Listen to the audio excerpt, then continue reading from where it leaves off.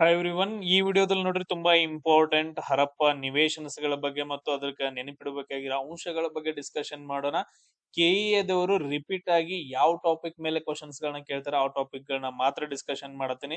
ಇವುಗಳನ್ನ compulsory ನೋಡ್ಲೇಬೇಕು exam ಮುಗಿಯೋದ್ರೊಳಗಡೆ. ಇಲ್ಲ ಅಂತಂದ್ರೆ ಹೇಳಿದ್ರೆ ಅಂದ್ರೆ ಬಹಳ ಪ್ರಾಬ್ಲಮ್ ಆಗತ್ತೆ ಸ್ಕೋರ್ ಮಾಡಕ್. ಫಸ್ಟ್ ಒನ್ ನೋಡ್ರಿ, ಹರಪ್ಪ ನಗರ ಅಂತಂದ್ ಹೇಳ್ತೀವಿ. ಇದು ಯಾವ ನದಿಯ ದಡದಲ್ಲೈತೆ? ರಾವಿ ನದಿ ದಡದಲ್ಲೈತೆ. ನೋಡ್ರಿ, ಇಲ್ಲಿ ರಾವಿ ನದಿ ಏನ್ ಹರಿತಾ ಐತಲ್ಲ ಈ ಪ್ರದೇಶದಲ್ಲಿ, ಇಲ್ಲಿ ಹರಪ್ಪ ನಗರ ಬರುತ್ತ. ಇದು ಇವಾಗ ಯಾವ ಏರಿಯಾದಾಗ ಐತೆ ಅಂದ್ರ ಪಾಕಿಸ್ತಾನದ ಏರಿಯಾದಾಗ ಐತೆ. ಇದನ್ನ ಫಸ್ಟ್ ಟೈಮ್ ದಯಾರಾಮ್ ಸಹಾನಿ ಅವರು 1921 ಶೋಧನೆ ಮಾಡ್ತಾರ. 1921 ದಯಾರಾಮ್ ಸಹಾನಿ ಅವರು ಶೋಧನೆ ಮಾಡ್ತಾರ. ಇನ್ ಇನ್ನೊಂದು ಇಂಪಾರ್ಟೆಂಟ್ ಇಲ್ಲಿ ರಾವಿ ನದಿ ಎಲ್ಲಿ ಹುಟ್ಟುತ್ತೆ, ಏನ್ ಮಾಡುತ್ತೆ ಅದೆಲ್ಲ ಬೇಡ ನಮಗ. ಸೊ ಎಲ್ಲಿ ಹುಟ್ಟುತ್ತ ಅಂತಂದ್ ಹೇಳಿದ್ರೆ ಜಸ್ಟ್ ನೆನ್ಪಿಟ್ಕೊಡ್ರಿ, ರೋಹಟಾಂಗ್ ಪಾಸ್ ಅಂತಂದ್ ಹೇಳಿ. ಎಲ್ಲಿ ಹುಟ್ಟುತ್ತ? ರೋಹಟಾಂಗ್ ಪಾಸ್ ಅಂತಂದ್ ಹೇಳಿ ಬರುತ್ತ, ಅದ್ರ ಬಳಿ ಹುಟ್ಟುತ್ತ. ಅದಾದ ನಂತರ ಈ ರಾವಿ ನದಿಗೆ ಹಿಂದಿನ ಕಾಲದಲ್ಲಿ ಅದನ್ನೊಂದು ಕ್ವಶನ್ ಕೇಳ್ತಾರೆ, ವೇದಗಳ ಕಾಲದಲ್ಲಿ ಏನಂತ ಕರಿತಾ ಇದ್ರು ಅಂತಂದ್ ಹೇಳಿ. ಸೊ ವೇದಗಳಲ್ಲಿ ಇದನ್ನ ಪರುಷ್ಣಿ ಅಂತಂದ್ ಹೇಳಿ ಕರಿತಾ ಇದ್ರು. ರಾವಿ ನದಿಯನ್ನ ವೇದಗಳ ಕಾಲದಲ್ಲಿ ಏನಂತ ಕರಿತಾ ಇದ್ರು? ಪರುಷ್ಣಿ ಅಂತಂದ್ ಹೇಳಿ ಕರಿತಾ ಇದ್ರು. ಈ ಪಾಯಿಂಟ್ ಅನ್ನ ನೆನ್ಪಿಟ್ಕೋಬೇಕು.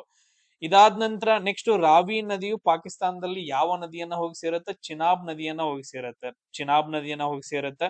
ಇಷ್ಟು ಪಾಯಿಂಟ್ಸ್ ಗಳನ್ನ ಇದ್ರಲ್ಲಿ ನೆನ್ಪಿಟ್ಕೊ. ನೆಕ್ಸ್ಟ್, ಹರಪ್ಪ ನಗರದಲ್ಲಿ ಏನೇನ್ ಸಿಕ್ಕವ್ರು ಸರ್? ಟೋಟಲ್ ಆಗಿ 6 ಧಾನ್ಯಾಗಾರಗಳು ಅಂತಂದ್ ಹೇಳ್ತೀವಿ. ಟೋಟಲ್ ಆಗಿ 12. ಈ ಕಡೆ ಸೈಡ್ ಏನಂತಂದ್ ಹೇಳಿದ್ರೆ 6 ಧಾನ್ಯಾಗಾರಗಳು, ಈ ಕಡೆ ಸೈಡ್ 6. ಟೋಟಲ್ ಆಗಿ 12 ಧಾನ್ಯಾಗಾರಗಳು ಸಿಗ್ತಾವ.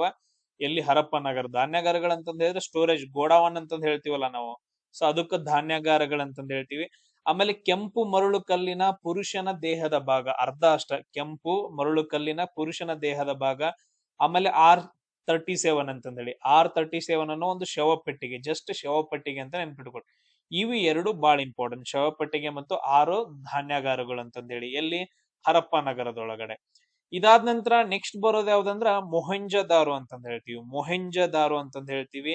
ಇದು ಯಾವ ನದಿ ದಡದಲ್ಲಿ ಬರುತ್ತಂದ್ರ ಸಿಂಧೂ ನದಿಯ ದಡದಲ್ಲಿ ಬರುತ್ತೆ. ನೋಡ್ರಿ, ಎಲ್ಲಾ ನದಿಗಳು ಹರಿತಾ ಬಂದ್ ಏನಂತಂದ್ ಹೇಳಿದ್ರ ಇದು ಸಿಂಧೂ ನದಿಯ ದಡದಲ್ಲಿ ಬರುವಂತ ಒಂದು ನಿವೇಶನ ಯಾವ್ದಂದ್ರ ಮೊಹೆಂಜದಾರೋ ಅಂತಂದ್ ಹೇಳ್ತೀವಿ. ಇದನ್ನ 1922 R.D. ಬ್ಯಾನರ್ಜಿ ಅವ್ರು ಏನ್ ಮಾಡ್ತಾರ ಅಂದ್ರೆ ಕಂಡು ಹಿಡಿತಾರೆ. ಯಾರು? R.D. ಬ್ಯಾನರ್ಜಿ ಅವರು. ಇಲ್ಲಿ ಮೇನ್ ಇಂಪಾರ್ಟೆಂಟ್ ಮಹಾ ಸ್ನಾನ ಗೃಹ, ಗ್ರೇಟ್ ಬಾತ್ ಅಂತಂದ್ ಹೇಳ್ತೀವಿ. ಒಂದೇನಂತಂದ್ ಹೇಳಿದ್ರ ಇಷ್ಟು ದೊಡ್ಡದೊಂದು ಏನಿರ್ತಾವಲ್ಲ ಸ್ಟೆಪ್ಸ್ ಗಳಿರುವಂತಹ ಒಂದು ಸ್ನಾನ ಗೃಹ ಅಂತಂದ್ ಹೇಳ್ತೀವಿ. ಅದಾದ ನಂತರ ಕಂಚಿನ ನರ್ತಕಿಯ ವಿಗ್ರಹ, ಇದು ಒಂದಾದ್ರೆ ಸೆಕೆಂಡ್ ಒನ್ ನೆನ್ಪಿಟ್ಕೋಬೇಕಾಗಿರೋದು ಕಂಚಿನ ನರ್ತಕಿಯ ವಿಗ್ರಹ.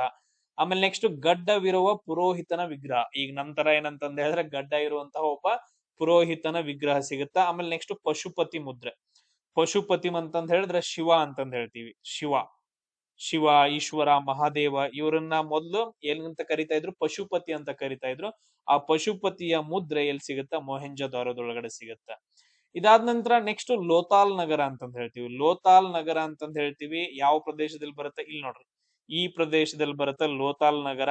ಇದು ಸಬರ್ಮತಿಯ ಅಂದ್ರೆ ಉಪನದಿಯಾದಂತ ಅಥವಾ ಒಂದು ಅದರ್ ನದಿ ಭೋಗಾವ ಅಂತಂದ್ ಹೇಳಿ, ಅದ್ರ ಹೆಸರು ಏನಂತಂದ್ ಹೇಳಿದ್ರೆ ಭೋಗಾವ ಅಂತಂದ್ ಹೇಳಿ. ಇದು ಗುಜರಾತ್ ಒಳಗಡೆ ಬರುತ್ತೆ. ಲೋತಾಲ್ ಅನ್ನೋದು ಒಂದ್ ಏನಂದ್ರೆ ಹಡಗು ಕಟ್ಟೆ ಅಂತಂದ್ ಹೇಳ್ತೀವಿ. ಕೃತಕ ಹಡಗು ಕಟ್ಟೆ. ಈಗ ಹೆಂಗ ಎಲ್ಲಾ ಈಗ ನಾವು ಬಂದರುಗಳು ಅಂತಂದ್ ಹೇಳಿ ಕರಿತೀವಿ. ಬಂದರು ಅಂತಂದ್ ಹೇಳಿ ಎಲ್ಲಾ ಏನ್ ಮಾಡ್ತಾವ? ನೌಕೆಗಳು ಬಂದ್ ನಿಂತ್ಕೊಂತಾವ. ಸೇಮ್ ಅದೇ ತರ ಅದನ್ನ ಹಡಗು ಕಟ್ಟೆ ಅಂತ ಕರಿತಾ ಇದ್ರು. ನೆನ್ಪಿಟ್ಕೊಳ್ರಿ. ಇದನ್ನ ಕಂಡು ಹಿಡಿದವರು SR ರಾವ್ ಅಂತಂದ್ ಹೇಳಿ 1954 ಕಂಡು ಹಿಡಿತಾರ SR ರಾವ್. ಅದ್ರ ಜೊತೆಗೆ ಭತ್ತದ ಹೊಟ್ಟು ಇಲ್ಲೇ ಸಿಗುತ್ತ. ಆಮೇಲೆ ಅಗ್ನಿ ಕುಂಡಗಳು ಸಿಗ್ತಾವ. ಇವೆರಡು, ಇದು ಒಂದು ನೌಕಾನಲ್ಲಿ, ಆಮೇಲೆ ಅಗ್ನಿ ಹುಂಟಗಳು 2. ಆಮೇಲೆ ನೆಕ್ಸ್ಟ್ ಮೂರನೇದು ಏನಂದ್ರ ಭತ್ತದ ಹೊಟ್ಟು ಎಲ್ಲಿ ಸಿಗತ್ತ? ಲೋತಾಲ್ ಒಳಗಡೆ ಸಿಗತೈತೆ. ಇದಾದ ನಂತರ ನೆಕ್ಸ್ಟ್ ಬರೋದು ಕಾಲಿಬಂಗಾನ್ ಅಂತಂದ್ ಹೇಳ್ತೀವಿ. ಯಾವ್ದು? ಕಾಲಿಬಂಗಾನ್. ಇದನ್ನ ಸಂಶೋಧನೆ ಮಾಡಿದವರು ಘೋಷ್ ಅಂತಂದ್ ಹೇಳಿ 1953. ಇದು ಘಾಗರ್ ನದಿ. ಯಾವ ನದಿ ಅಂತಂದ್ ಹೇಳಿದ್ರೆ ಘಾಗರ್ ನದಿ, ರಾಜಸ್ಥಾನದೊಳಗಡೆ. ಜಸ್ಟ್ ಕಾಲಿಬಂಗಾನ್ ರಾಜಸ್ಥಾನ್ ಅಂತ ನೆನ್ಪಿಟ್ಕೊಡ್ರಿ. ಈ ನದಿಗಳನ್ನ ಏನು ಕೇಳಂಗಿಲ್ಲ. ಇಲ್ಲಿ ಇಂಪಾರ್ಟೆಂಟ್ ಏನಂದ್ರ ಉಳುವಿಕೆ ಮಾಡಿದ ಜಮೀನಿನ ಒಂದು ಸಾಕ್ಷಿ ಸಿಗುತ್ತ. ಅದಾದ ನಂತರ ಒಂಟೆಯ ಮೂಳೆಗಳು ಸಿಗ್ತಾವ ಇಲ್ಲಿ ರಾಜಸ್ಥಾನದೊಳಗಡೆ. ಆಮೇಲೆ ಅಗ್ನಿಕುಂಡಗಳು ಕಾಲಿಬಂಗಾನಲ್ಲಿ. ಇದಾದ ನಂತರ ನೆಕ್ಸ್ಟ್ ಒಂದ್ ನೋಡ್ರಿ, ಚಾನುದಾರೋ ಅಂತಂದ್ ಹೇಳ್ತೀವಿ. ಇಲ್ಲಿ ಎಲ್ಲಾ ಕಡೆ ಏನಾಗಿರತ್ತ ಅಂತಂದ್ ಹೇಳಿದ್ರ ಒಂದು ಈ ರೀತಿಯಾಗಿ ನಗರ ಇರುತ್ತೆ. ಇದೊಂದ್ ನಗರ. ಇದನ್ನ ಮೇಲ್ಮನೆ ನಗರ ಅಂತ ಕರಿತಾ ಇದ್ರು. ಇದನ್ನ ಕೆಳಮನೆ ನಗರ ಅಂತಂದ್ ಹೇಳಿ. ಸೊ ಮೇಲ್ಗಡೆ ಇರುವಂತ ಒಂದ್ ನಗರ, ಕೆಳಗಡೆ ಇರುವಂತ ನಗರ. ಇದು ಸುತ್ತು ಕಡೆ ಏನಂತಂದ್ ಹೇಳಿದ್ರೆ ಕೋಟೆಗಳಿರ್ತಾ ಇದ್ವು. ಈ ರೀತಿಯಾಗಿ ಏನಂತಂದ್ ಹೇಳಿದ್ರೆ ಕೋಟೆಗಳಿರ್ತಾ ಇದ್ವು. ಇಲ್ಲೆಲ್ಲಾ ಏನಂದ್ರೆ ದೊಡ್ಡ ಶ್ರೀಮಂತ ವರ್ಗದವ್ರ ಜನ ವಾಸಿಸ ಮಾಡ್ತಿದ್ರ. ಕೆಳಗಡೆ ಇರುತ್ತಲ್ಲ ನಗರ, ಸಣ್ಣ ನಗರ, ಅದರಲ್ಲಿ ಎಲ್ಲಾ ಕಾಮನ್ ಮ್ಯಾನ್ಸ್ ಗಳೆಲ್ಲ, ಕಾಮನ್ ಮ್ಯಾನ್ ಆಮೇಲೆ ಸಾಮಾನ್ಯ ಜನರು ಅಂತ ಹೇಳ್ತೀವಲ್ಲ, ಅವ್ರು ವಾಸಿಸ್ತಿದ್ರು ಅಂತಂದೇಳಿ. ಇಲ್ಲಿ ಅದ್ರ ಸುತ್ತಮುತ್ತ ಕೋಟೆ ಇರ್ತಿತ್ತು. ಬಟ್ ಅದ್ರ ಕೋಟೆ ಇಲ್ಲದ ಸಿಟಾಡೆಲ್ ಅಂತಂದ್ ಹೇಳ್ತೀವಿ. ಕೋಟೆ ಇಲ್ಲದ ಏಕೈಕ ನಗರ ಯಾವ್ದಂತಂದ್ ಹೇಳಿದ್ರ ಚಾನುದಾರು. ಹರಪ್ಪ ನಾಗರಿಕತೆ ಒಳಗಡೆ ಕೋಟೆ ಇಲ್ಲದ ಏಕೈಕ ನಗರ ಯಾವ್ದಂದ್ರ ಚಾನುದಾರು ಅಂತಂದ್ ಹೇಳ್ತೀವಿ. ಆಮೇಲೆ ನಾಯಿ ಬೆಕ್ಕನ್ನ ಅಟ್ಟಿಸ್ಕೊಂಡು ಹೋದ್ ಗುರುತ್ ಅಂತಂದ್ ಹೇಳ್ತೀವಿ.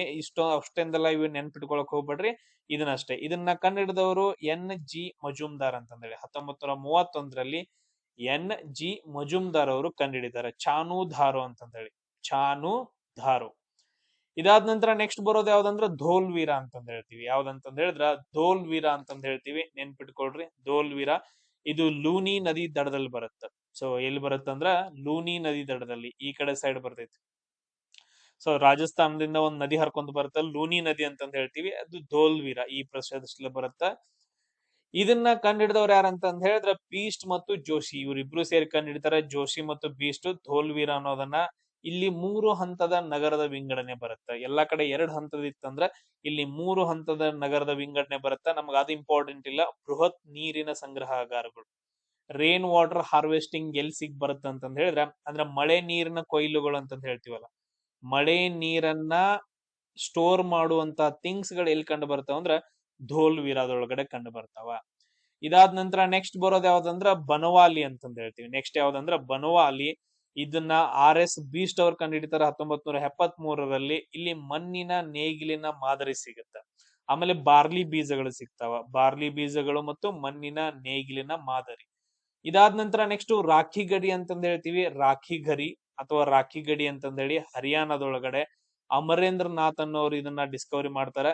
ಇದು ಭಾರತದಲ್ಲಿರುವ ಅತಿ ದೊಡ್ಡ ಹರಪ್ಪ ನಾಗರಿಕತೆಯ ತಾಣ ಅಂತಂದ್ ಹೇಳ್ತೀವಿ. ನಮ್ಮ ಭಾರತ ದೇಶದೊಳಗಡೆ ಅತಿ ದೊಡ್ಡ ಹರಪ್ಪ ನಾಗರಿಕತೆಯ ತಾಣ ಯಾವ್ದಂದ್ರೆ ಭಾರತದಾಗ ಅಷ್ಟ, ರಾಖಿ ಗಡಿ ಅಂತಂದ್ ಹೇಳಿ. ಯಾವ್ದು? ರಾಖಿ ಗರಿ. ಇಲ್ಲಿ ಕಾಣಿಸ್ತಾ ನೋಡಿ ನಿಮ್ಗೆ. ಸೊ ಈ ಪ್ರದೇಶದಲ್ಲಿ. ಇದಾದ ನಂತರ ನೆಕ್ಸ್ಟ್ ನೋಡ್ರಿ ರೂಪಾರ್ ಅಂತಂದ್ ಹೇಳಿ ಬರುತ್ತೆ. ಯಾವ್ದಂತಂದ್ ಹೇಳಿದ್ರ ರೂಪಾರ್ ಅಂತಂದ್ ಹೇಳಿ ಬರುತ್ತ. ಸೊ ಇದು ಸಟ್ಲೇಜ್ ನದಿ ಹತ್ರ. ರೂಪಾರ್ ಅನ್ನೋದು ಏನಂತಂದ್ ಹೇಳಿದ್ರೆ ಈ ಪ್ರದೇಶದಲ್ಲಿ ಸಟ್ಲೇಜ್ ನದಿಗೆ ಬರುತ್ತ. ಇದನ್ನ YD ಶರ್ಮಾ ಅವ್ರ ಏನ್ ಮಾಡ್ತಾರೆ ಅಂತಂದ್ ಹೇಳಿದ್ರ ಕಂಡುಹಿಡಿತಾರೆ, YD ಶರ್ಮಾ. ಇಲ್ಲಿ ಮೇನ್ ಇಂಪಾರ್ಟೆಂಟ್, ರೂಪಾರ್ ಒಳಗಡೆ ಒಂದು ಶವ ಸಿಗುತ್ತ. ಒಂದೇನಂತಂದ್ ಹೇಳಿದ್ರೆ ಶವಹೂತರ ಸಮಾಧಿ ಸಿಗುತ್ತ. ಆ ಸಮಾಧಿ ಒಳಗಡೆ ಒಬ್ಬ ಮಾಲೀಕ ಆಮೇಲೆ ನಾಯಿ, ನೆನ್ಪಿಟ್ಕೊಳ್ರಿ, ಮನುಷ್ಯ ಮತ್ತು ನಾಯಿಯ ಅವಶೇಷ ಸಿಗುತ್ತ. ಮನುಷ್ಯ ಮತ್ತು ನಾಯಿ ಇವರಿಬ್ಬರನ್ನು ಸೇರಿಸಿ ಹುಗದಂತಹ ಒಂದು ಸಮಾಧಿ ಸಿಗುತ್ತ. ಎಲ್ಲಿ? ರೂಪಾರ್ ಒಳಗಡೆ. ಅದಾದ ನಂತರ ಸುರ್ಕೋಟಾಡ ಅಂತಂದ್ ಹೇಳಿ ಸಿಗುತ್ತೆ. ಸುರ್ಕೋಟಾಡ ಅಂತಂದ್ ಹೇಳಿ. ಸುರ್ಕೋಟಾಡದ್ರೊಳಗಡೆ ಏನ್ ಇಂಪಾರ್ಟೆಂಟ್ ಅಂತಂದ್ ಹೇಳಿದ್ರ ಸುರ್ಕೋಟಾಡ ಇಲ್ಲಿ ಬರುತ್ತೆ ನೋಡ್ರಿ, ಧೋಲ್ವೀರ ಮೇಲ್ಗಡೆ ಸುರ್ಕೋಟಾಡ ಅಂತಂದ್ ಹೇಳಿ. ಇಲ್ಲಿ JP ಜೋಶಿ ಅವ್ರು ಇದನ್ನ ಕಂಡುಹಿಡಿತಾರೆ. ಇಲ್ಲಿ ಕುದುರೆಯ ಮೂಳೆಗಳು ಸಿಗ್ತಾವ. ಅಂದ್ರ ಇವಾಗ ಮೊದಲು ನಾವೇನ್ ಹೇಳ್ತಾ ಇದ್ವಿ ಅಂತಂದ್ ಹೇಳಿದ್ರ ಅಷ್ಟೊಂದು ಸಾಕು ಪ್ರಾಣಿಗಳು ಸಾಕ್ತಾ ಇರ್ಲಿಲ್ಲ ಹರಪ್ಪ ನಾಗರಿಕತೆ ಒಳಗಡೆ ಅಂತಂದೇಳಿ. ಕುದುರೆಗಳನ್ನ ಸಾಕ್ತಾ ಇದ್ರು. ಹರಪ್ಪ ನಾಗರಿಕತೆಯಲ್ಲಿ ಕುದುರೆಯ ಅವಶೇಷ ಸಿಗುತ್ತೆ. ಅದು ಸುರ್ಕೋಟೋಡ, ಗುಜರಾತ್ ಒಳಗಡೆ. ಸೊ ಇವೇನಂತಂದ್ ಹೇಳಿದ್ರೆ ಸಮ್ ಇಂಪಾರ್ಟೆಂಟ್ ಪ್ಲೇಸಸ್ ಗಳು. ಸೊ ನೆಕ್ಸ್ಟ್ ಏನ್ ಕೇಳಿದಾರೆ ಅಂತಂದ್ ಹೇಳಿದ್ರೆ, ಈ ತರ ಹರಪ್ಪ ಸಿವಿಲೈಸೇಷನ್ ಐತಂತಂದ್ ಹೇಳಿದ್ರೆ ಉತ್ತರದ ತುದಿಯನ್ನ ಕೇಳಿದಾರೆ. ಸೊ ಹರಪ್ಪದ ಉತ್ತರದ ತುದಿ ಮಂಡ ಅಂತಂದ್ ಹೇಳ್ತೀವಿ. ಮಂಡ ಅಥವಾ ಮಂದ. ಇದು ಜಮ್ಮು ಕಾಶ್ಮೀರ ಒಳಗಡೆ ಕಂಡು ಬರುತ್ತ. ಅದಾದ ನಂತರ ನೆಕ್ಸ್ಟ್ ದಕ್ಷಿಣದ ತುದಿ ಎಲ್ಲಿವರೆಗೂ ಕಂಡು ಬರುತ್ತೆ ಅಂದ್ರೆ ಆಲ್ಮೋಸ್ಟ್ ಮಹಾರಾಷ್ಟ್ರದವರೆಗೂ. ಸೊ ಎಲ್ಲಿವರೆಗೂ ಅಂತಂದ್ ಹೇಳಿದ್ರೆ ಆಲ್ಮೋಸ್ಟ್ ಮಹಾರಾಷ್ಟ್ರದವರೆಗೂ ಕಂಡು ಬರುತ್ತೆ. ದೈಮಾಬಾದ್ ಇಲ್ಲಿ ಮಹಾರಾಷ್ಟ್ರದವರೆಗೂ ಕೂಡ ಏನಂದ್ರೆ ಹರಪ್ಪ ನಾಗರಿಕತೆ ಅದ್ರದ್ದು ಏರಿಯಾ ಇತ್ತು ಅಂತಂದ್ ಹೇಳಿ. ನೆಕ್ಸ್ಟ್ ಈ ಕಡೆ ಪೂರ್ವದ ಕಡೆ ಅಂತಂದ್ ಹೇಳ್ತೀವಲ್ಲ, ಪೂರ್ವದ ಕಡೆ ಯಾವ್ದಂತಂದ್ ಹೇಳಿದ್ರೆ ಆಲಂಗಿರ್ಪುರ ಅಂತಂದ್ ಹೇಳಿ. ಎಲ್ಲಿ? ಉತ್ತರ ಪ್ರದೇಶದೊಳಗಡೆ. ಆಲಂಗಿರಪುರ ಅಂತಂದ್ ಹೇಳಿ ಉತ್ತರ ಪ್ರದೇಶದೊಳಗಡೆ ಕಂಡು ಬರುತ್ತ, ಪೂರ್ವದ್ದು. ಆಮೇಲೆ ಪಶ್ಚಿಮದ್ದು ಏನಂತಂದ್ ಹೇಳಿದ್ರೆ ಇರಾನ್ ಬಾರ್ಡರ್ ಹತ್ರ, ಇರಾನ್ ದೇಶದ ಬಾರ್ಡರ್ ಹತ್ರ ಸೂಕ್ತ್ ಜೆಂಡರ್ ಅಂತಂದ್ ಹೇಳ್ತೀವಿ. ಸೂಕ್ತ್ ಜೆಂಡರ್ ಅಂತಂದ್ ಹೇಳ್ತೀವಿ ಆ ಪ್ರದೇಶವನ್ನ. ಸೊ ಇವೇನಂತಂದ್ ಹೇಳಿದ್ರೆ ಉತ್ತರ, ದಕ್ಷಿಣ, ಪೂರ್ವ ಮತ್ತು ಪಶ್ಚಿಮದ ಕೊನೆಯ ಪ್ರದೇಶಗಳು ಅಥವಾ ಕೊನೆಯ ತಾಣಗಳು ಅಂತಂದ್ ಹೇಳ್ತೀವಿ.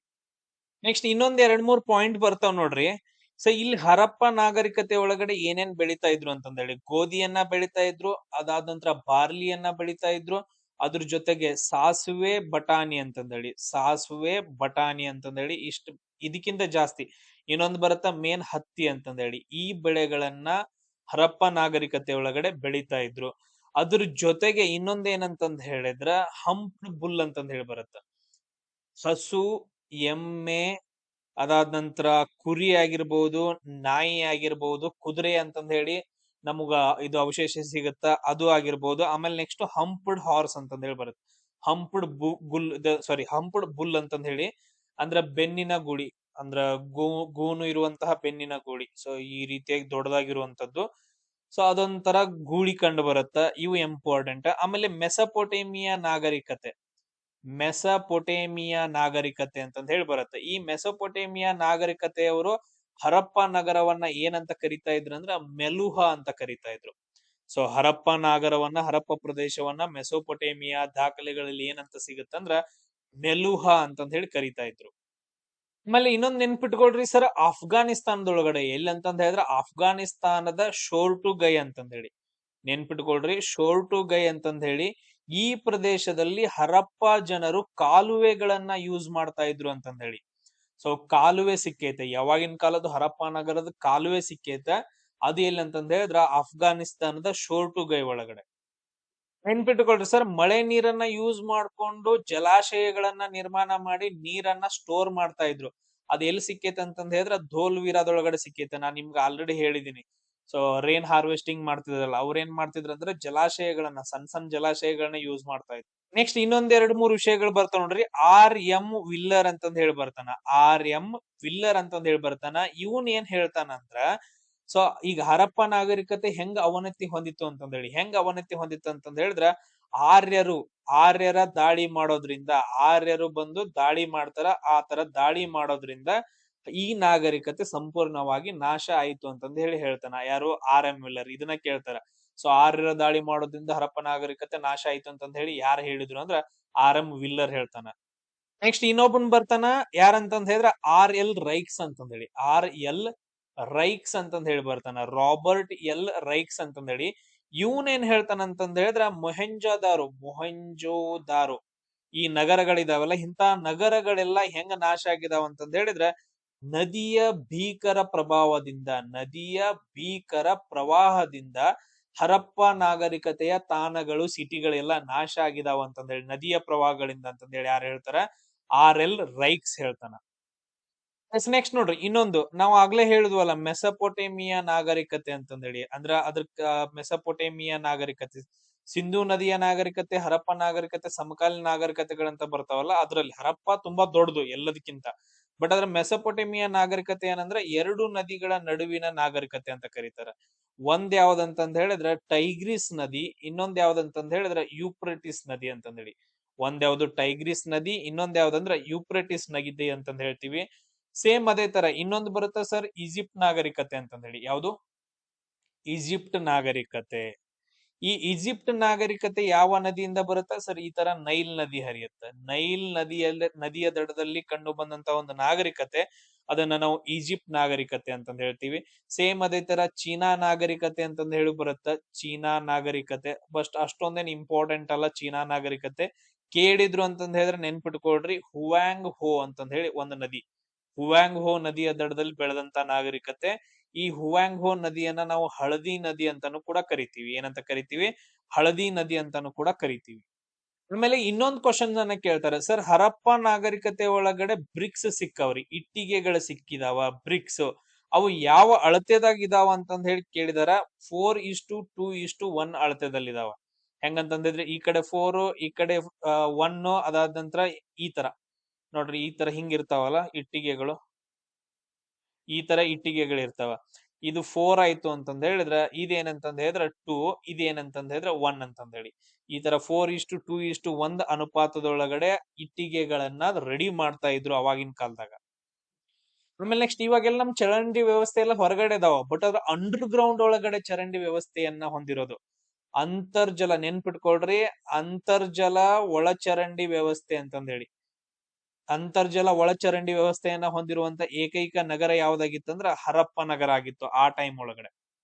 ಆಮೇಲೆ ನೆಕ್ಸ್ಟ್ ಮೆಸಪೊಟೇಮಿಯಾ ನಾಗರಿಕತೆಯವರು, ಇದೊಂದು ನೆನ್ಪಿಟ್ಕೊಳ್ರಿ. ಮೆಸಪೊಟೇಮಿಯಾ ನಾಗರಿಕತೆಯವರು ಒಂದು ಲಿಪಿಯನ್ನ ಯೂಸ್ ಮಾಡ್ತಾ ಇದ್ರು. ಒಂದು ಲಿಪಿಯನ್ನ ಅವ್ರು ಬರೆಯುವಂತ ಲಿಪಿಯನ್ನ ಯೂಸ್ ಮಾಡ್ತಾ ಇದ್ರು. ಅದನ್ನ ಕ್ಯೂನಿಫಾರ್ಮ್ ಅಂತಂದ್ ಹೇಳಿ ಕರೀತಾರೆ.